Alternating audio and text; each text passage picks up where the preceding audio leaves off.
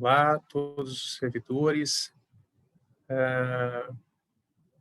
Eu agradeço pelo convite que me foi feito pela Secretaria do Meio Ambiente, no sentido de buscar colaborar com uma palestra para o curso de capacitação de credenciamento de fiscais, de maneira que eu gostaria de cumprimentar todos os colegas servidores da SEMA, na pessoa do seu secretário, e agradeço de fato pelo convite e pela oportunidade de buscar fazer alguns comentários a respeito da nossa legislação ambiental. Para aqueles que ainda não me conhecem, meu nome é Eduardo Janoni, eu sou procurador do município aqui de Bauru, atuando hoje especificamente na Procuradoria do Patrimônio Imobiliário, vinculado à Secretaria de Negócios Jurídicos aqui do município de Bauru. E esse convite surgiu, na verdade, no final do ano passado, na gestão passada, oportunidade na qual me foi solicitado a possibilidade de proferir uma palestra, cujo objetivo seria, como adiantei, colaborar com o curso de capacitação de credenciamento de fiscais da Secretaria do Meio Ambiente, e o objeto principal dessa nossa conversa de hoje vai girar em torno de aspectos gerais relacionados à legislação municipal ambiental. Então, eu já adianto no sentido de pedir para que esse material, ao final, ele possa ser disponibilizado, né, para os participantes do curso. Então, não há necessidade de se preocupar com anotações. Eu vou disponibilizar esse material para os colegas da EGP, que também, nessa oportunidade, eu agradeço pela viabilização dessa plataforma virtual, né? Em tempos de pandemia, isso tem nos ajudado bastante em razão dessas restrições de aglomeração. Então, o pessoal da EGP vai poder depois disponibilizar para os senhores, para as senhoras, esse material que eu reputo bastante importante, inclusive com os anexos que se seguirão, todos esses diplomas normativos que a gente vai buscar fazer alguns comentários nessa oportunidade, seguirão como anexo desse material da palestra de hoje.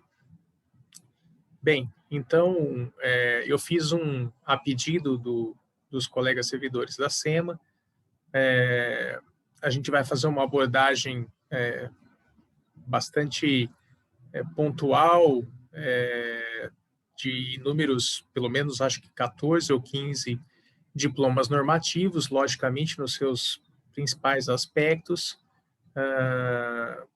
e que não desobriga, né, cada um de nós a ter de fato acesso a esses textos normativos, inclusive para consultas rotineiras, haja vista que todo o trabalho dos fiscais e de todos os servidores, ele precisa ser vinculado àquilo que a nossa legislação preconiza, né, sob o fato da importância de agirmos sob o princípio da estrita legalidade, de maneira que as abordagens serão um pouco pontuais e até certo ponto bastante singelas em face do tempo que nós disponibilizamos e também diante da grandiosidade que o tema encerra. Antes de tratar especificamente dos diplomas normativos municipais, eu gostaria só de fazer uma abordagem bastante rápida a respeito da questão das competências legislativas no âmbito ambiental. O objeto do nosso estudo serão, logicamente, as legislações municipais, mas é importante esclarecer, e acho que isso não é novidade para nenhum de nós, que não é apenas o município que legisla a respeito de matéria de direito ambiental. A competência para legislar a respeito desses temas e também de executar ações relativas ao meio ambiente, ela é uma competência que ela é partilhada entre União, estados, municípios e Distrito Federal, né? E o município, especificamente, ele tem uma competência legislativa suplementar em matéria de direito ambiental, né? Isso, inclusive, já ficou decidido em sede de repercussão geral pelo Supremo Tribunal Federal, e é bastante trabalhado nesse tema que eu menciono, que é o tema 145, derivado desse julgamento do recurso extraordinário 586224 de São Paulo, uma vez que o município também a ele compete proteger o meio ambiente, né? Então, quem tiver acesso a esse julgado de repercussão geral vai encontrar uma ementa que tem como resumo, né, essa frase que eu transcrevi, né? O município ele é competente para legislar sobre meio ambiente com a União e o Estado, no limite do seu interesse local, e desde que tal regramento seja harmônico com a disciplina estabelecida pelos demais entes federados. Então, esse comando ele traz algumas mensagens importantes, no sentido de que ao município cabe, de fato, legislar sobre matérias de meio ambiente, porém, ele só está autorizado a fazer no limite do seu interesse local. Haja vista que existem outros interesses gerais que são principalmente praticados pela União e pelo Estado, de maneira que essa nossa competência municipal ela acaba tendo esse caráter suplementar limitado ao interesse local de cada município, né? E também não poderia deixar de ser diferente. Essa disciplina elaborada normativamente pelo município, ela precisa estar em harmonia com os demais instrumentos normativos de União e estados da Federação e Distrito Federal. Então, é importante que primeiro o município possa buscar compreender, né, esse significado do que é interesse local, né? E aqui também eu trago uma breve explanação a respeito disso, né? Que interesse local nada mais é do que as peculiaridades e as necessidades íncitas a determinada localidade, né? Ou seja, refere-se àqueles interesses mais diretamente ligados às necessidades imediatas do município, né? Daí a classificação de interesses predominantemente locais, né? Ainda que esses interesses, e isso é normal, repercutam regional ou nacionalmente. Então, o que vai decidir se de fato o município está legislando em matéria que lhe compete no âmbito ambiental é justamente buscar depreender se aquela legislação municipal ela está ou não veiculando efetivo interesse local do município, que, como visto, precisa ser algo que esteja referido a uma particularidade do município e que reflita um interesse, uma necessidade imediata, predominantemente local para aquela dada localidade. E aqui eu trago dois exemplos, um no qual uma lei municipal foi tida como constitucional, né, como competência do município legislar nessa matéria ambiental, e uma outra que não foi julgada como constitucional, tendo o município invadido o âmbito de competência, aqui no caso da União Federal. Então, o primeiro exemplo de que uma lei municipal foi julgada constitucional, eu trago aqui um recurso extraordinário. Na verdade, os dois julgados são do município de Americana, de leis municipais do município de Americana. O primeiro é o RE 729731 de São Paulo, né, que versa sobre uma lei municipal, né, que previu a necessidade de que as sacolas plásticas utilizadas no município não fossem produzidas utilizando materiais derivados do petróleo, né? Então, esse julgado é bastante emblemático, onde o Supremo Tribunal Federal entendeu pela constitucionalidade dessa lei municipal e de que ela não invadiu competência dos outros entes federados em matéria de legislação atinente à competência ambiental municipal, né? E o segundo exemplo é essa ação de descumprimento de preceito fundamental, a DPF 731 de São Paulo, na qual também o próprio município de Americana buscava legislar algumas limitações no tocante à instalação de antenas de transmissão, especificamente prevendo uma necessidade de distância mínima da instalação dessas antenas em referência às habitações daquela localidade.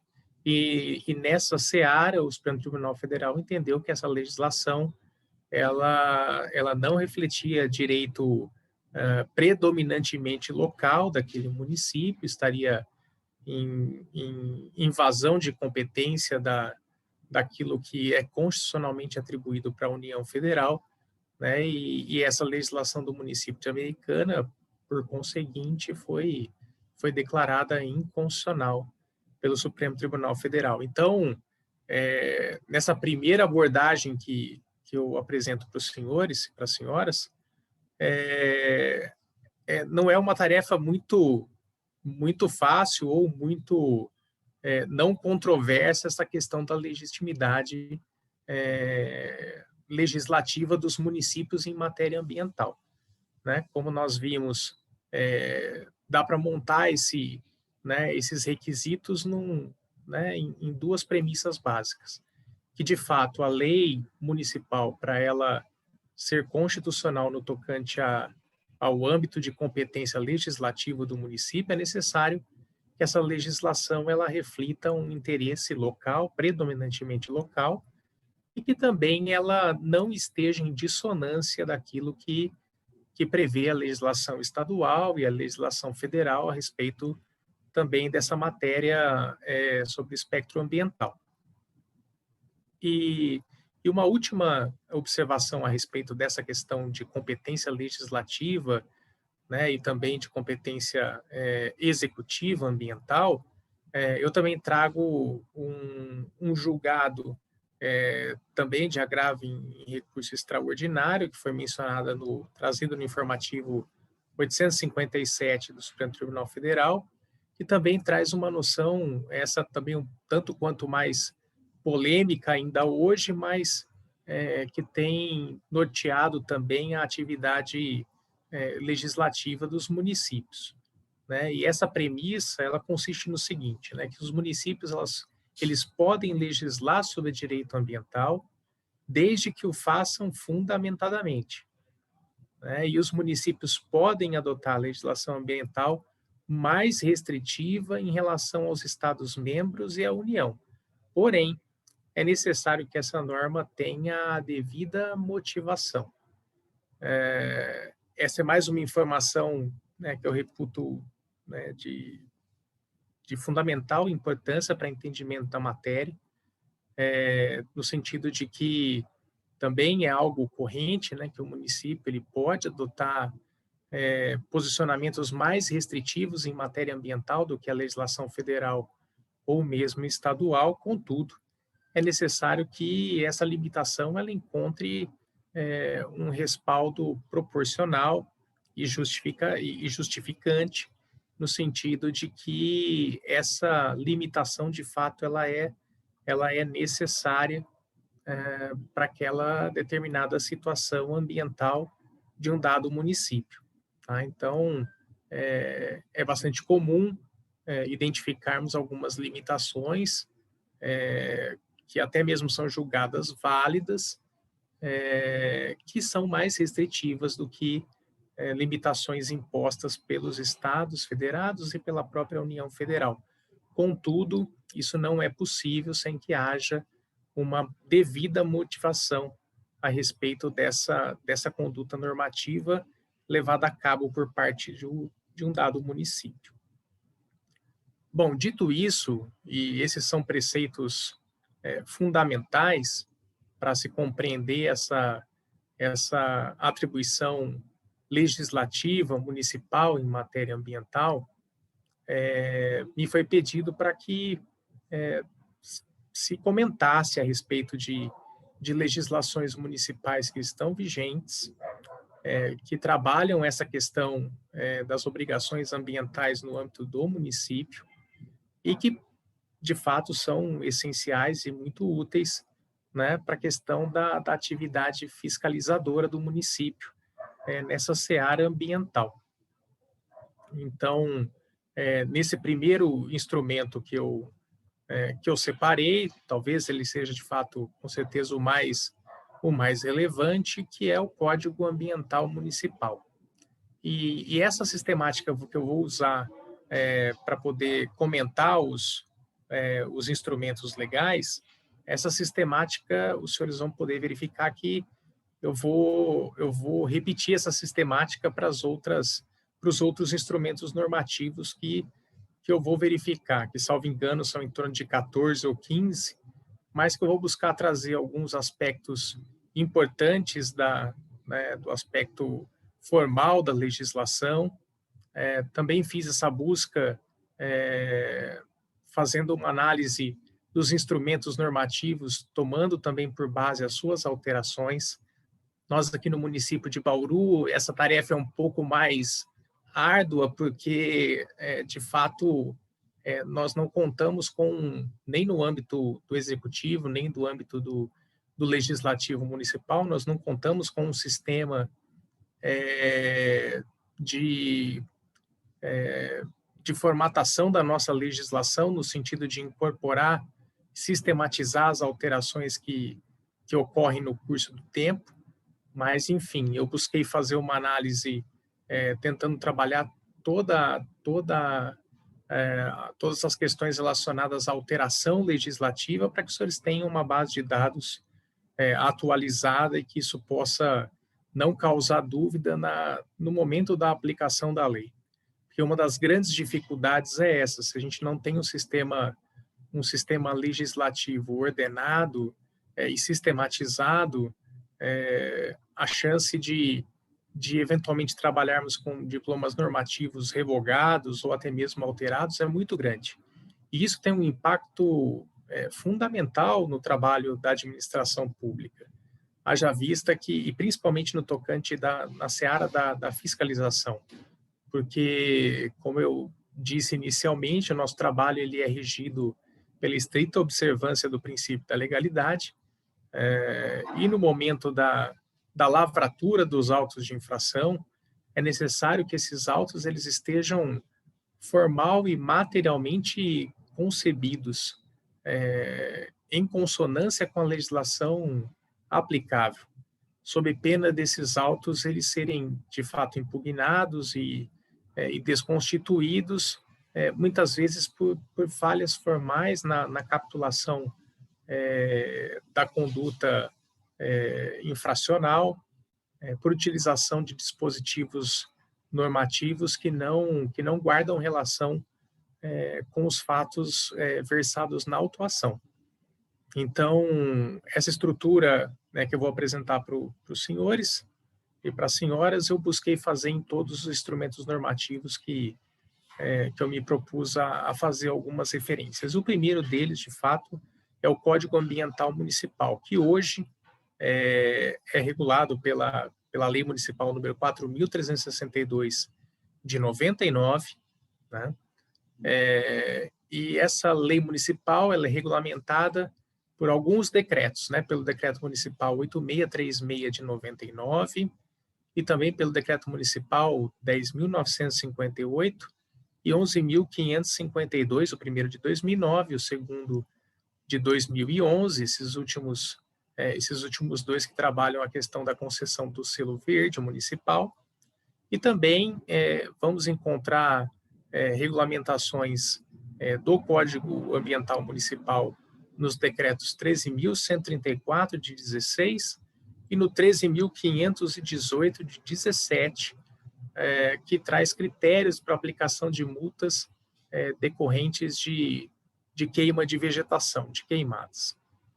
Enfim, Se os senhores compulsarem o Código Ambiental Municipal, os senhores vão poder perceber que, a grosso modo, ele é dividido em uma parte geral e uma parte especial, né, em que pese, né, o trabalho de fiscalização ficar mais atento à questão do procedimento de fiscalização em si, do procedimento administrativo, das sanções, penalidades, enfim, para uma correta subsunção aí do fato à norma e da capitulação das infrações ambientais, é importante que cada um de nós tenhamos conhecimento a grosso modo, de uma visão mais abrangente de como resta constituído a estrutura do diploma legal. Então, se os senhores verificarem o Código Ambiental Municipal, vão se deparar com uma parte geral e uma parte especial. Na parte geral, eu faço menção e um registro importante, né, a respeito de alguns aspectos dessa parte geral, porque é nessa porção do instrumento normativo que a gente vai encontrar, né, disciplinas a respeito da política municipal do meio ambiente, né, e também da sua aplicação, da sua consecução. Então, é nessa parte da lei que nós vamos identificar quais são os objetivos dessa política municipal, né, quais são as definições normativas de termos que vão ser úteis para poder compreender essa estrutura normativa, essa política municipal. É muito importante, é muito útil quando o legislador trabalha com definições legais, né? Isso auxilia na compreensão da casuística no momento da aplicação e da utilização desse instrumento normativo.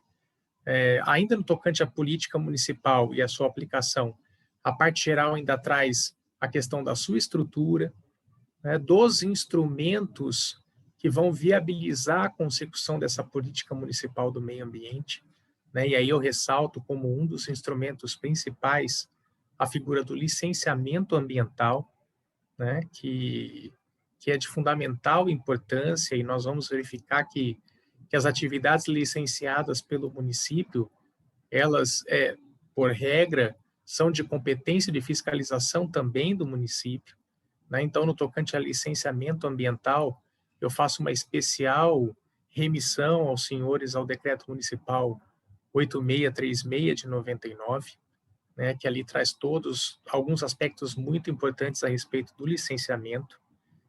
Nessa parte geral ainda é trabalhado a própria questão do selo verde, né, e também de auditoria ambiental e planos de manejo das unidades de conservação. Essa parte geral, de fato, ela é bastante fundamental e nenhum comentário que se faça em nível de palestra, como que se busca fazer agora, desobriga os senhores de conhecer profundamente o conteúdo dessa parte geral do Código Ambiental Municipal, né? Porque tudo isso tem implicações muito importantes na atuação da administração pública e também na compreensão dos deveres relacionados aos próprios atos de fiscalização a serem desempenhados aí pelos nossos fiscais. E uma vez conhecida as particularidades dessa parte geral, os senhores também vão verificar que esse diploma ele ostenta uma parte especial. E nessa parte especial é tratado assuntos como o controle ambiental, né, que acaba versando sobre a qualidade ambiental e controle da poluição, né, e aqui de maneira mais particular, vinculado ao tema dessa palestra, o próprio exercício do poder de polícia ambiental, né, que é o que nos interessa mais de perto, né, e nessa parte especial do Código Ambiental Municipal, os senhores vão poder encontrar as disciplinas atinentes ao próprio procedimento administrativo, de como ele deve se desenrolar, né, e aí eu trago e chamo a atenção para a existência também de definições e conceitos feitas pelo legislador, principalmente no artigo 114.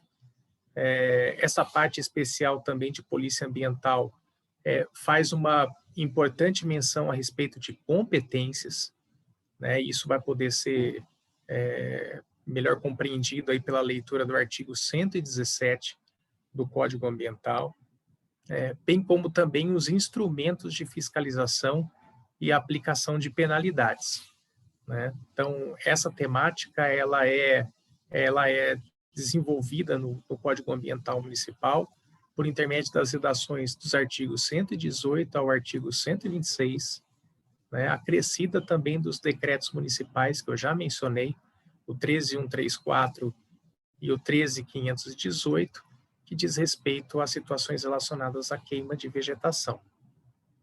Também na parte especial, o legislador previu as penalidades aplicáveis às infrações anteriormente descritas. As penalidades podem ser consultadas nos artigos 127 e 128 do Código Municipal Ambiental, e também o legislador faz a menção aos recursos postos à disposição dos administrados em razão de eventual ferimento às disciplinas ambientais, né, e consequente autuação em respeito dessa conduta. E os recursos, as disciplinas atinentes a recursos, estão previstas nos artigos 129 a 135 do Código Ambiental Municipal. E tudo isso, como eu adiantei, é de suma importância, não só, né, para a rigidez dos autos de infração, para que eles não sejam, no futuro, em sede de processo administrativo, anulados por conter algum tipo de vício, não só por isso, mas principalmente pelo fato de que a posição da administração pública em relação ao particular, sobre aquilo que se deve ou não ser feita, a posição da administração pública ela é muito mais restritiva, né, ao passo de que ao poder público só é permitido fazer aquilo que a lei preconiza, expressamente, né, diferentemente do particular. O particular ele pode fazer tudo aquilo que a lei não proíbe, né? Por isso que se faz questão de ressaltar que o município, a administração pública, os entes da federação, eles estão adstritos ao princípio da estrita legalidade, né? Que, como eu coloco aqui no nosso texto, é uma regra que ela é inescapável à administração, ou seja, a administração não pode ignorar e também não pode fazer nada diferente daquilo que a lei preconiza. De maneira que o trabalho, né, da administração, e aqui em especial dos fiscais, na tarefa, na atuação específica de fiscalização, precisa aguardar a vinculação às regras impostas pela legislação vigente, né? Então, se são legislações que, eventualmente, em que pesem puderem ser, porque possam ser contestadas, mas elas não foram infirmadas por nenhum decreto de inconstitucionalidade por parte dos tribunais, elas estão vigentes e a administração pública precisa levá-las a cabo. Um outro ponto importante do Código Ambiental Municipal é que ele também faz menção expressa de que as previsões nele contidas não exclui também a incidência de normas ambientais de outros níveis, né, como também as normas ambientais de cunho estadual e as normas ambientais de cunho federal, né, que ostentam uma condição de maior generalidade, né, haja vista, inclusive, aquele conceito de interesse local que nós trabalhamos inicialmente. De maneira que, né, o comando que decorre dessa previsão do nosso Código Ambiental, a dica ou mesmo a mensagem que fica é de que o município também não pode deixar de observar na sua atuação aquilo que preconiza a legislação a nível federal e a nível estadual. E aqui uma última observação a respeito do Código Ambiental, né, não é propriamente relacionada ao Código, mas existe uma outra lei municipal que faz menção a dispositivos, a aplicação das penalidades previstas no Código Ambiental, que diz respeito à Lei Municipal 4428 de 99, que disciplina a questão da utilização de animais em diversas práticas, né?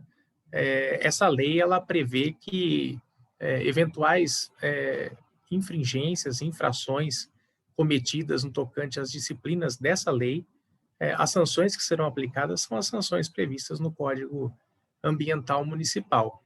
E aqui uma ressalva bastante recente que eu faço é que essa lei municipal da utilização de animais em determinadas práticas, no curso do tempo, essa lei é de 99, no próprio ano de 99 foi editada uma lei municipal, a 4.515, que fazia algumas alterações no tocante a essa lei de utilização de animais em determinadas práticas. E a principal alteração era que essa nova lei, 4515 de 99, suprimia a proibição de utilização de animais em práticas de provas de laço, rodeio, de maneira que, pela edição dessa nova lei, essas práticas passaram a ser tidas como práticas legais no âmbito do município.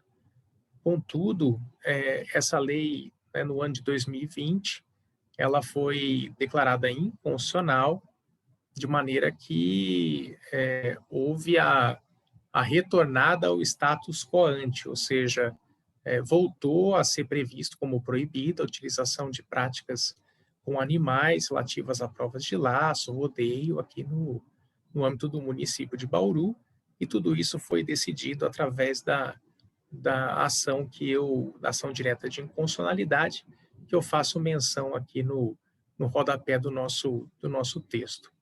Então, a título de Código Ambiental Municipal, é importante que os senhores se atentem para essas situações que eu busquei pontuar nesse slide, o que retomo a minha advertência inicial, o que não desobriga os senhores a ter exato conhecimento daquilo que esses artigos preconizam.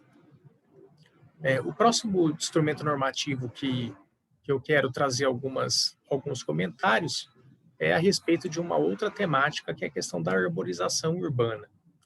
Essa matéria é disciplinada na Lei Municipal 4.368 de 99, e ela é regulamentada pelos decretos municipais 8806 de 2000, 9167 de 2002, né, que trazem respeito à questão da arborização quanto aos requisitos das mudas arbóreas e também da questão de habites e substituição de árvores, né?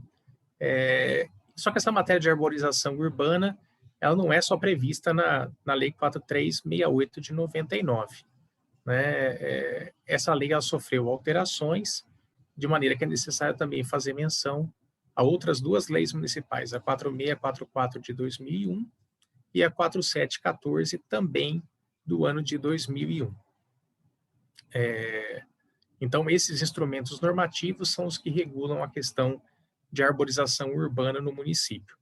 Esses diplomas também eles trazem uma estrutura muito parecida com aquilo que nós vamos encontrar em todos os textos normativos.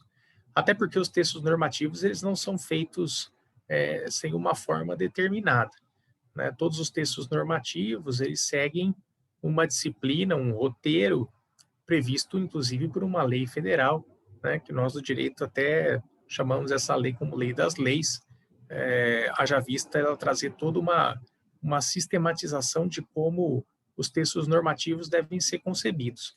Então, nessas leis municipais, os senhores também vão poder verificar que elas trazem disposições gerais, onde são trazidas as noções de finalidade dessa lei, o objeto pretendido pelo legislador, as competências, e também essa lei traz alguns dispositivos que enunciam definições e conceitos sobre termos que vão ser úteis no entendimento e da compreensão dessa legislação. Esse instrumento normativo também traz disciplinas sobre como deve se dar a arborização municipal, como deve ser feito o planejamento dessa matéria, quais são os critérios de arborização, quais são, e aí trago um pouco mais de perto a atuação fiscalizadora, né, como deve se dar a questão de poda e supressão de árvores no município de Bauru.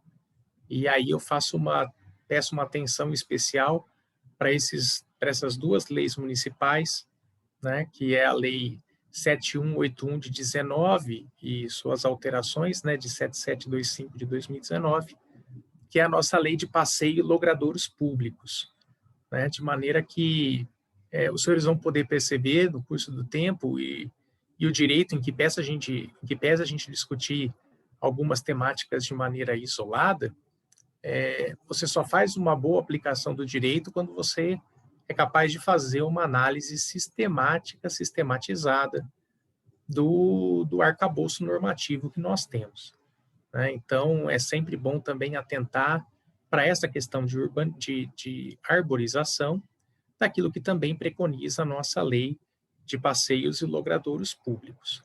É muito comum, né, nós encontrarmos, eu acho que talvez a maior incidência de, na área de fiscalização sejam questões relacionadas à poda e supressão de árvores. Então, o procedimento ele é bastante particularizado e é necessário que conheçamos essas previsões legais. Esses textos normativos também prevêem a questão da imunidade ao corte. Existem algumas espécies de árvores que, por ato do Poder Executivo, acabam se tornando de preservação permanente em razão da sua importância ambiental para o município, né? Então, os senhores também, pesquisando legislações do município, vão poder encontrar uma série de decretos que acabam elencando quais seriam esses exemplares arbóreos que estão gravados como uma condição de preservação permanente. É também importante atentar que esses textos normativos eles trazem proibições, né? Existem espécies arbóreas que não são indicadas para a utilização no âmbito urbano, e o texto normativo ele também se atentou em elencar quais são essas espécies. Então, o legislador também teve essa preocupação, e isso também é previsto na legislação.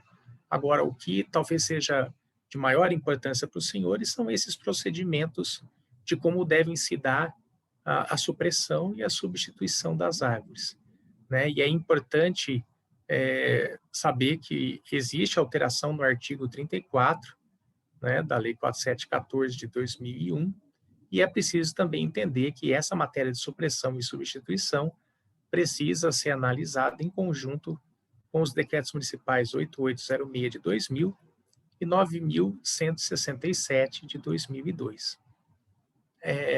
E também é importante saber que os instrumentos normativos também preveram penalidades para infrações relacionadas à questão do descumprimento de regras de arborização. E essas penalidades elas estão mencionadas no artigo 38 ao 48 da nossa legislação de arborização. E é importante também mencionar, faço aqui uma ressalva, que houve alteração no artigo 44 da Lei 4644 de 2001, que prevê agora a possibilidade da substituição da penalidade de multa. Então, é importante conhecer também essa alteração legislativa. E talvez nessa matéria de arborização, talvez o instrumento mais importante nessa seara seja uma resolução, que é a Resolução SEMA número 1 de 2017, né, que dispõe sobre danos e autorização de corte de exemplares arbóreos nativos isolados, né, em áreas urbanas, e também traz as suas penalidades. E por que foi possível a SEMA editar, né, esse tipo de resolução? Porque no artigo 49, né, dessa Lei Municipal 4368 de 99, foi prevista a competência da SEMA para poder expedir resoluções para tratar de temas específicos, né? Então, eu chamo a atenção dos senhores da existência dessa resolução SEMA, número 1 de 2017, que vai trabalhar sobre a questão de autorização de corte de exemplares arbóreos nativos isolados em áreas urbanas, e para essas situações, o instrumento normativo a ser aplicado é a Resolução SEMA número 1 de 2017. São questões muitas vezes controversas, haja vista que, como eu disse, existe no município de Bauru, o município de Bauru não está isento de também respeitar outras legislações, principalmente aquelas relacionadas à lei estadual do Cerrado, né, os mosaicos que existem na nossa região, de maneira que é importante poder compreender essa legislação municipal para que os atos possam ser adotados com base nessa legislação específica. Pois bem, outros diplomas normativos que também são importantes, eu trabalho agora de uma temática que é a gestão de resíduos da construção civil. Essa disciplina ela vem versada na Lei Municipal 5.852 de 2009, que é regulamentada pelos decretos municipais 11.689 de 2011 e 12.217 de 2013.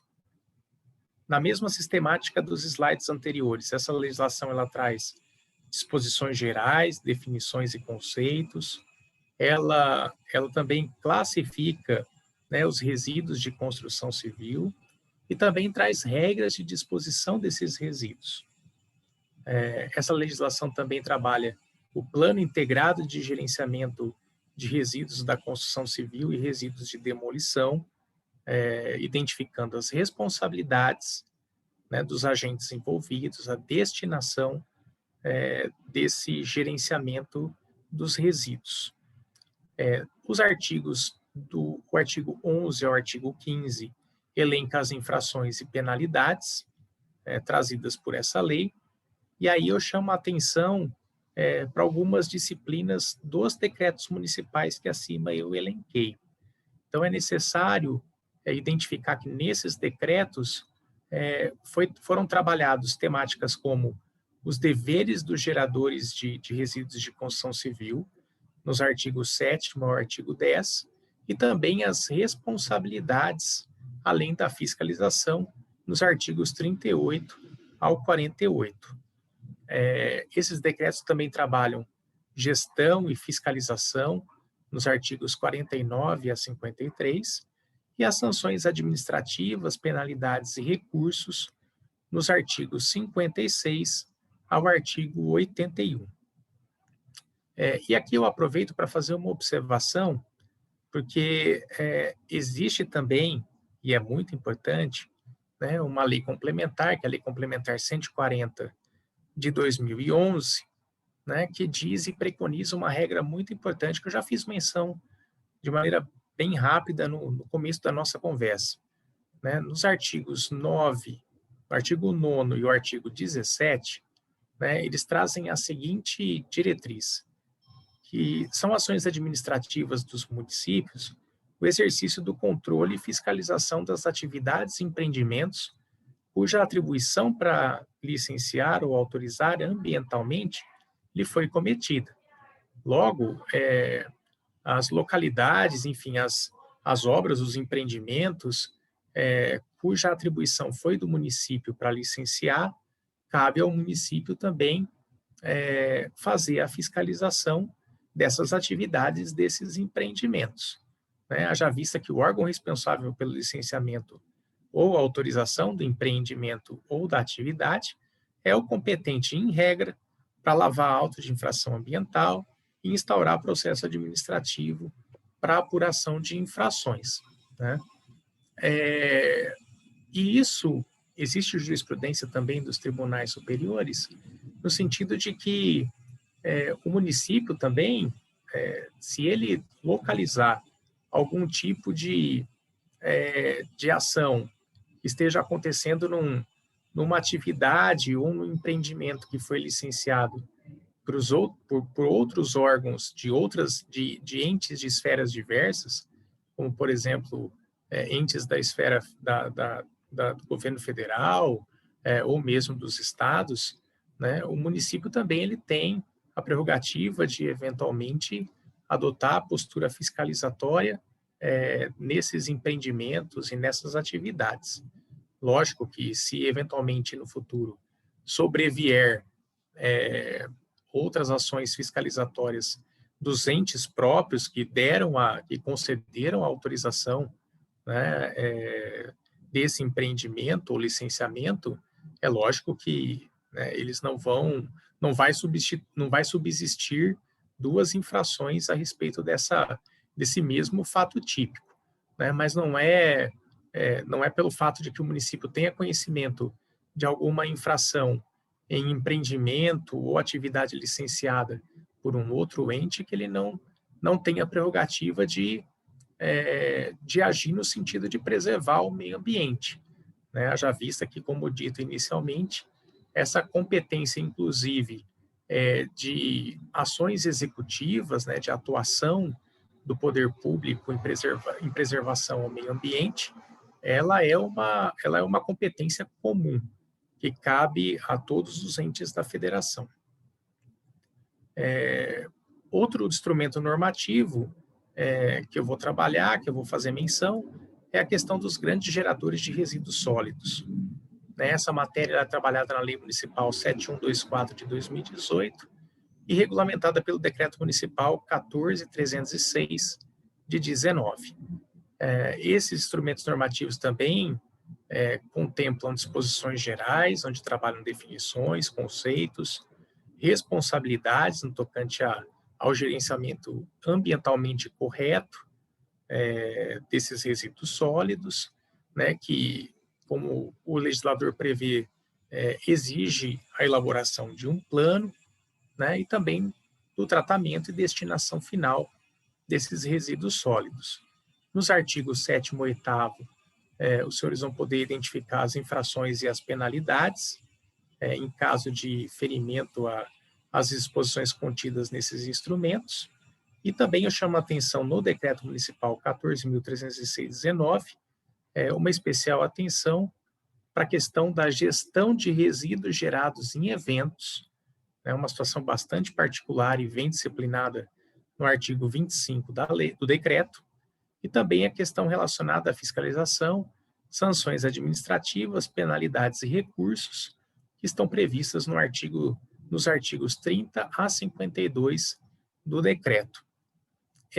E aqui uma especial atenção para o artigo 49, né, que preconiza que o julgamento dos processos administrativos relativos ao exercício do poder de polícia no cumprimento dessa legislação atinente a grandes geradores de resíduos sólidos, a análise desse procedimento administrativo, ele compete, em primeira instância, a uma junta de impugnação fiscal, que é formada por 5 membros, entre eles técnicos e fiscais do Poder Executivo Municipal, e, em segunda e última instância, esse processo administrativo, ele acaba sendo de competência do secretário municipal do Meio Ambiente, no tocante à decisão final a respeito desses processos administrativos.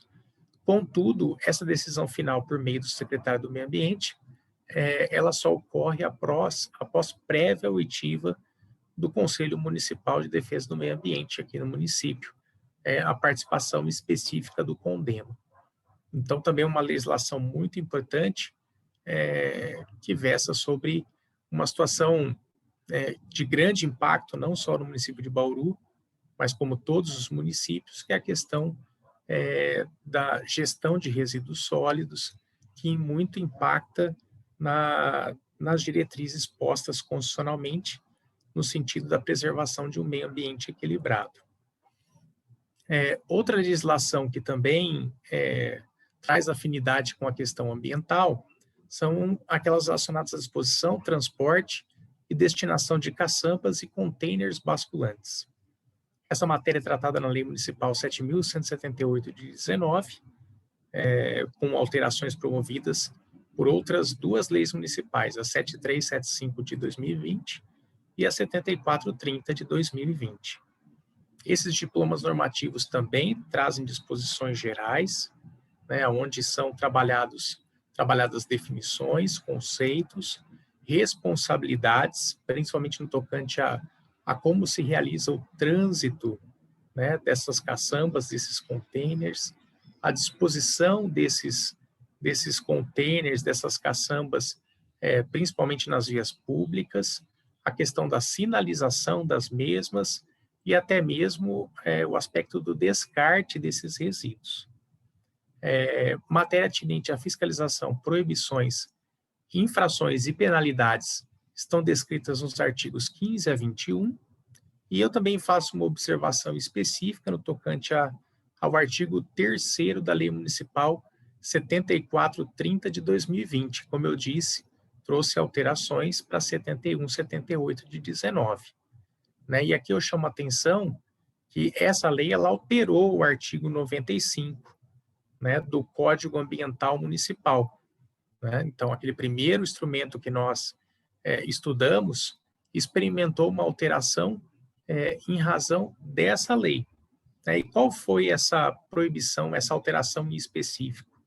Essa alteração ela acabou proibindo a coleta e transporte de resíduos por particulares, salvo se autorizados nos órgãos competentes e cadastrados na SEMA. E qual foi a alteração específica? É que o Código Ambiental ele só proibia a coleta, né? E essa alteração legislativa do artigo 3º da Lei 7.430 alterou a redação do Código Ambiental Municipal para proibir não só a coleta, como também o transporte desses resíduos. Então, é também uma legislação relativamente recente e que também existe e traz um nexo com aspectos ambientais e que os senhores na atuação fiscalizatória também precisam conhecer. Outra lei municipal também que guarda vinculação com o aspecto ambiental são aquelas trabalhadas no tocante à fixação de cartazes de propagandas. No caso, a gente está falando a respeito da Lei Municipal 3.579 de 93, que foi regulamentada por 2 decretos, o 7.240 de 95 e o 10.783 de 2018. Então, essa lei municipal, ela traz diretrizes quanto à fixação de cartazes para propagandas de shows, circos, parques de diversões, entre outros eventos similares. Né? E essa legislação traz a diretriz de que a fixação desses materiais não pode ser feita de maneira indistinta, indiscriminada. Elas só poderão ser veiculadas nos locais destinados para essa finalidade específica. Né? E esses locais eles são fixados, são disciplinados pelo próprio Poder Executivo. Né? E também essa legislação, ela também esclarece que esses materiais eles podem ser fixados em locais particulares. Porém, em situações desse jaez, essa fixação vai demandar a anuência do proprietário ou do responsável desse local particular. A legislação também prevê, nos artigos 2º ao 4º, as disciplinas de fiscalização, infrações e penalidades, né? E aqui eu faço 2 observações. Né? Que esse decreto municipal, no artigo 1º, né, o decreto municipal 7.240, ele proíbe a fixação desses materiais em árvores e postes. Né? E a segunda observação, que o artigo 4º desse mesmo decreto, né, ele teve a redação alterada pelo segundo decreto que nós mencionamos, que é o 10.783 de 18, no tocante à fixação do valor da multa, né, por descumprimento das disposições contidas nessa lei, e também disciplinou a figura da reincidência, né, que não era disciplinada até então. Então, em matéria de fixação de cartazes e propagandas, nós vimos que também existe um link com matéria ambiental, né, que os senhores vão poder compreender de maneira mais profunda, acessando esses diplomas normativos que nós mencionamos. Outra matéria que também guarda vínculo de relação com matéria ambiental, outra temática, são as atividades de ambulantes e permissionários, né? E essa matéria vem versada na Lei Municipal 4.634 de 2001, que foi alterada por uma outra Lei Municipal de 2008, a 5.634, e que vem essa matéria regulamentada pelos decretos municipais 9.120 de 2001 e 10.777 de 2008. Essa legislação, aqui eu chamo especial atenção para o artigo 33, que acaba fixando uma competência para a Secretaria do Meio Ambiente. E essa competência consiste em fiscalizar e colocar em prática o que dispõe a legislação ambiental nessa temática relacionada a ambulantes e permissionários, né? E também uma outra competência da SEMA é justamente estabelecer diretrizes para uso e ocupação das praças, né, que são logradouros públicos, e essa competência de fixar diretrizes de ocupação desses ambientes restou imputada à Secretaria do Meio Ambiente do município. E nessa lei municipal, nos artigos 26 e 27, os senhores vão encontrar de maneira pormenorizada os deveres e as proibições relacionadas à atuação de ambulantes e permissionários, e nos artigos 35 a 37 estarão descritas as penalidades e os recursos cabíveis em situação de autuação por ferimento a essa disciplina específica. E aqui a gente vai caminhando para o final dos diplomas, mas sem antes trazer um importante diploma normativo que tem causado bastante preocupação, não só no município de Bauru, mas é bastante noticiado, né, em situações, principalmente em períodos de chuvas, que são a questão do controle e combate a erosões e, por conseguinte, execução de obras em terrenos erodíveis e erodidos. Essa matéria é versada na Lei Municipal 4.796 de 2002, essa lei que sofreu alteração por uma outra lei de 2002, a Lei 4.852. O objetivo e a finalidade dessa legislação são previstos no artigo 2º. E aqui eu até transcrevi para que vocês entendam o espectro dessa legislação. O legislador municipal buscou, com essa lei, promover o controle e combate às erosões, minimizar o surgimento de processos erosivos do solo, licenciar obras potencialmente causadoras de erosão, dispor sobre a captação e a disposição das águas pluviais, que é uma outra situação que nos aflige bastante aqui no município, que são as nossas estruturas, nossas infraestruturas relacionadas à drenagem. Essa lei também tem como objetivo promover ações de recuperação e reflorestamento de áreas degradadas, versou sobre o controle de enchentes, assegurar a ocupação do solo que não implique riscos ao meio ambiente, à segurança da população e ao patrimônio público e particular. Então, nessa temática de combate e controle de erosões e de obras que sejam realizadas em terrenos erodíveis ou erodidos, a gente vê a confluência de vários aspectos que precisam ser garantidos. Não só os riscos, a se evitar risco ao meio ambiente, como também a segurança da população, bem como ao patrimônio público e particular. Essa legislação nos artigos 3º a 5º traz também definições e conceitos que são muito importantes. Nos artigos 6º ao 8º, elenca os deveres e responsabilidades, dos agentes envolvidos, e nos artigos 10 a 16, os danos decorrentes de obras e as suas sanções. Eu faço também 2 observações, uma relacionada ao artigo 20, que impõe um dever ao município. Que dever é esse? De manter cadastro de erosões urbanas com dados técnicos atualizados, justamente para poder orientar futuras construções e loteamentos, e também ajudar na estratégia, né, na área de combate e prevenção a erosões. Esse trabalho é muito importante e é necessário que o município, para evitar problemas futuros e também aprender com os erros do passado, buscar ter esse cadastro de erosões com dados técnicos sempre atualizados, né?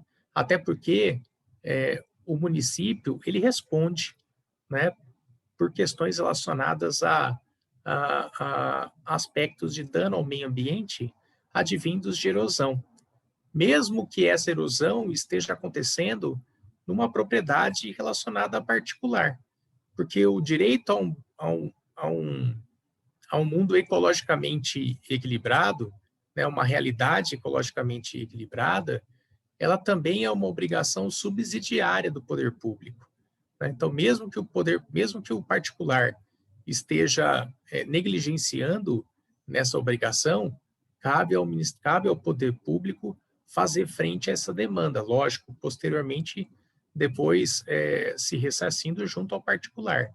Mas a manutenção do meio ambiente equilibrado é de tal importância para o constituinte, né, que ele, inclusive, é, categorizou o poder público como responsável subsidiário a esses possíveis danos ambientais decorrentes de erosão. E um outro artigo que eu faço menção, o artigo 22, parágrafo único, né, que foi revogado pela Lei Municipal 4.852 de 2002, que faz referência à SEX, né, que previa a faixa mínima no entorno de lagos, nascentes, lagoas, etc. São questões bastante discutíveis, mas que estão vigentes e que precisam ser observadas, principalmente nos atos de fiscalização. Outra temática trabalhada na questão e que guarda vinculação com questão ambiental é a questão da instalação e funcionamento de estabelecimentos destinados a desmanches ou que adquiram, comercializem ou condicionem sucata, recicláveis ou similares. Essa matéria é versada na lei municipal, em duas leis municipais, na 5890 de 2010 e na 7.356 de 2020.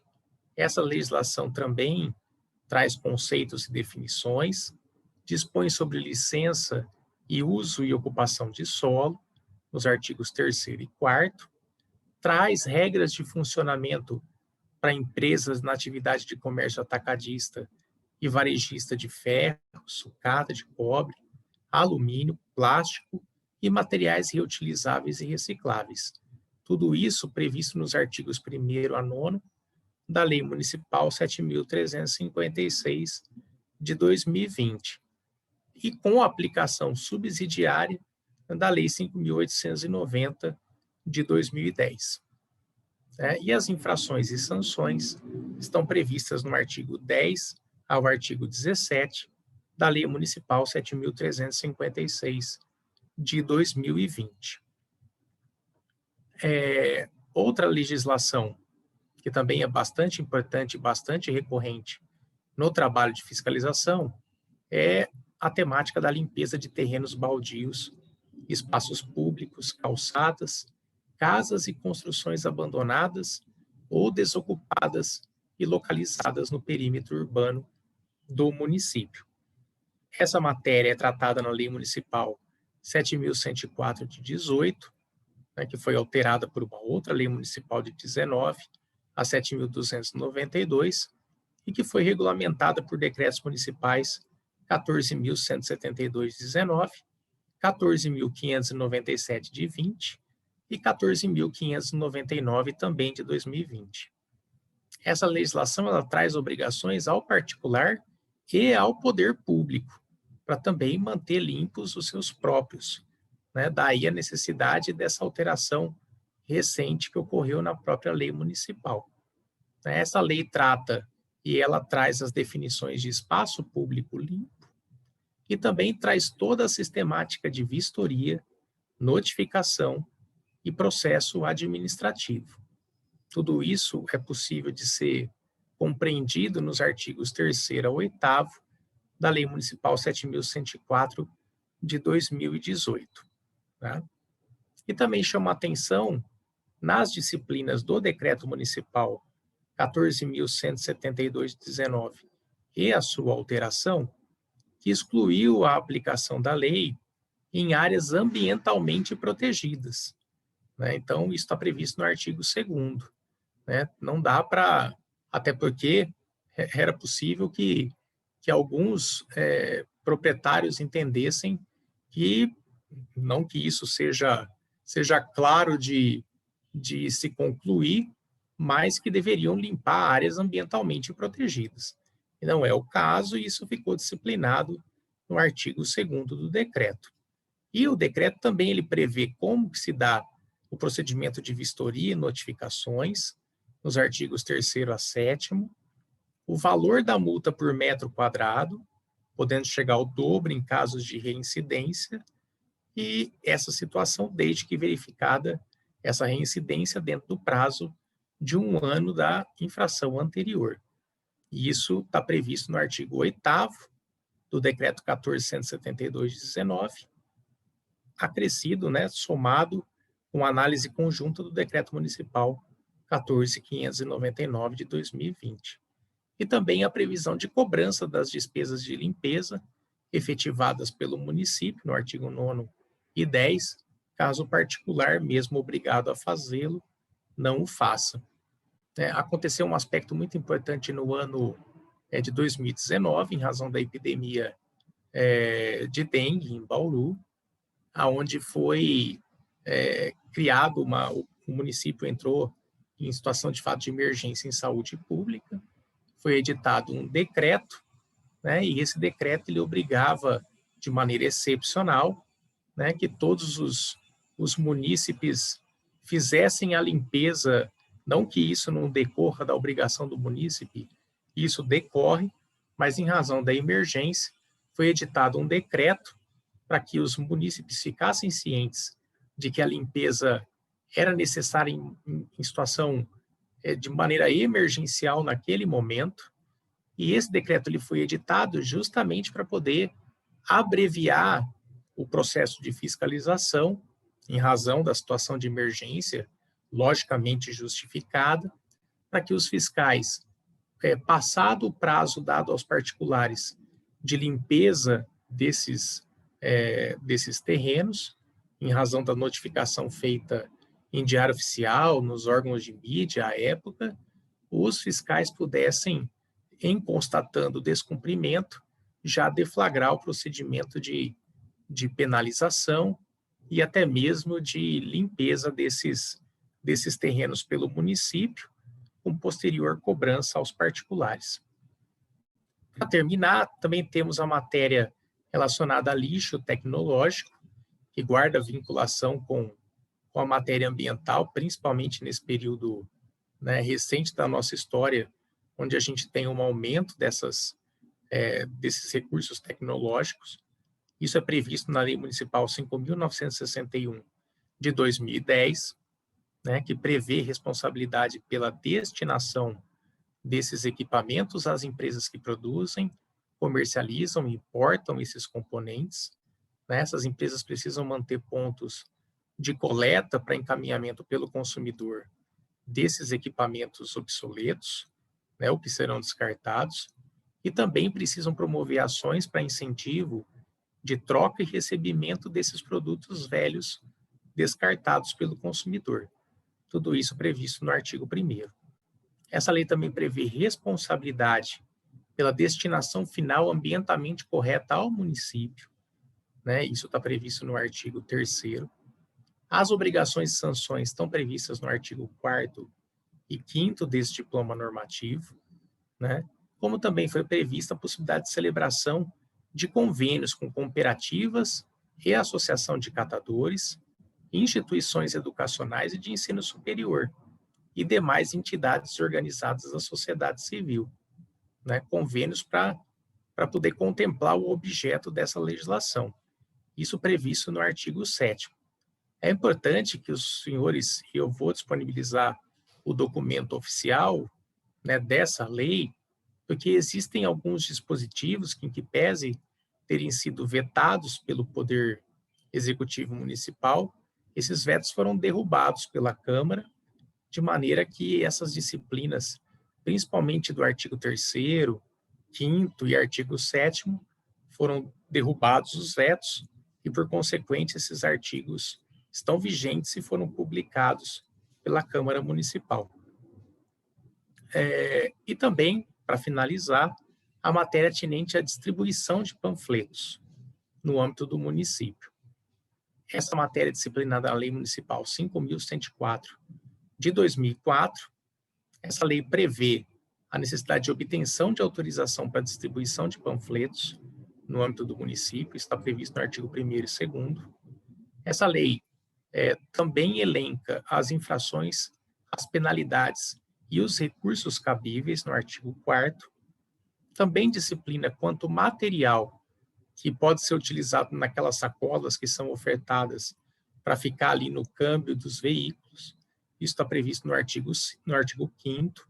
Não é qualquer material que pode ser utilizado, e a lei prevê isso, bem como também prevê a questão do destino de eventuais materiais apreendidos em sede de fiscalização, né, quando esses materiais eles não são retirados, eles são destruídos, e isso está previsto no artigo 6º dessa lei municipal. E, por fim, também a matéria relacionada à instalação de bancas para comercialização de revistas, jornais e similares. Essa matéria está prevista na Lei Municipal 4.793 de 2002, né? A lei prevê a participação da Secretaria do Meio Ambiente no processo de permissão desses estabelecimentos. Isso está previsto no artigo 1º.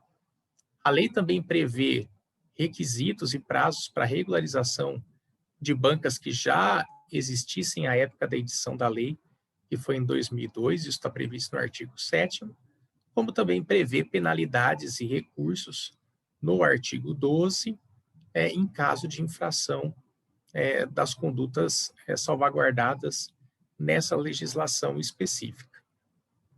Bem, a intenção dessa palestra, lógico, vocês podem perceber que o âmbito de abrangência dessas disciplinas normativas é gigantesco, né? Então, a intenção dessa palestra não foi de esgotar de maneira nem próxima disso tudo aquilo que esses instrumentos disciplinam. O objetivo foi trazer aos senhores o conhecimento da existência desses instrumentos normativos, justamente para que no ato da fiscalização se possa compreender e aplicar o instrumento normativo que guarde relação com aquela conduta. Justamente pelo fato de que esses autos de infração, eles precisam estar rígidos para que eles cheguem até o final, aptos a serem executados, né? Então, a matéria ambiental, ela não é uma tarefa simples, até mesmo para a administração no tocante à execução desses comandos legais, sobretudo pelo fato de, como eu disse, além das disciplinas municipais, nós também temos as disciplinas estaduais e federais, né? E a aplicação sistemática dessas legislações, não raras vezes, traz dúvidas que precisam, de fato, ser sanadas, sob pena do município se valer de instrumentos normativos que não são os próprios para levar a cabo essa atividade de fiscalização.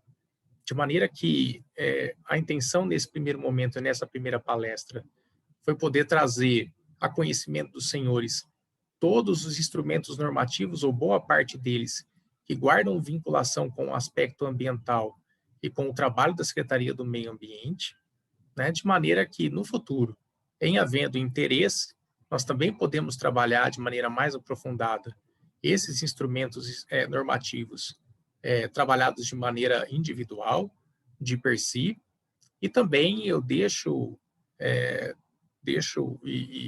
E mais uma vez agradecendo pelo convite para proferir essa palestra, eu deixo a Procuradoria do Patrimônio Imobiliário, na pessoa da minha diretora, a doutora Carla, à disposição da Secretaria do Meio Ambiente, para que nós possamos fazer esse trabalho de esclarecimento de maneira contínua, né? Todas as dúvidas que os senhores no exercício da atividade diária eventualmente tenham a respeito da aplicação da legislação ambiental, isso pode nos ser encaminhado, essas dúvidas podem ser formalizadas, nós buscaremos trazer explicação para essas dúvidas, de maneira que o trabalho dos senhores e das senhoras possa ser um trabalho fulcrado na legislação realmente apta a capturar eventuais infrações praticadas pelos administrados, né, que os senhores possam desenvolver o seu trabalho de maneira que possa ser, o trabalho como um todo possa ser exitoso, né, e a gente possa atingir o objetivo principal, que é o objetivo almejado pela administração pública, que é a proteção do meio ambiente, né, e que essa diretriz de proteção do meio ambiente possa também ser compreendida pelo administrado e a gente possa, nessa atuação conjunta, conscientização do administrado, né, e condutas sempre vigilantes da administração pública, a gente possa buscar promover um meio ambiente sempre equilibrado, sempre protegido para as atuais e futuras gerações. Então, eu agradeço pela oportunidade, digo que fico à disposição dos colegas da SEMA e agradeço também à Escola de Gestão por disponibilizar essa ferramenta no sentido de tornar possível esse momento de formação. Meu muito obrigado e bom trabalho a todos.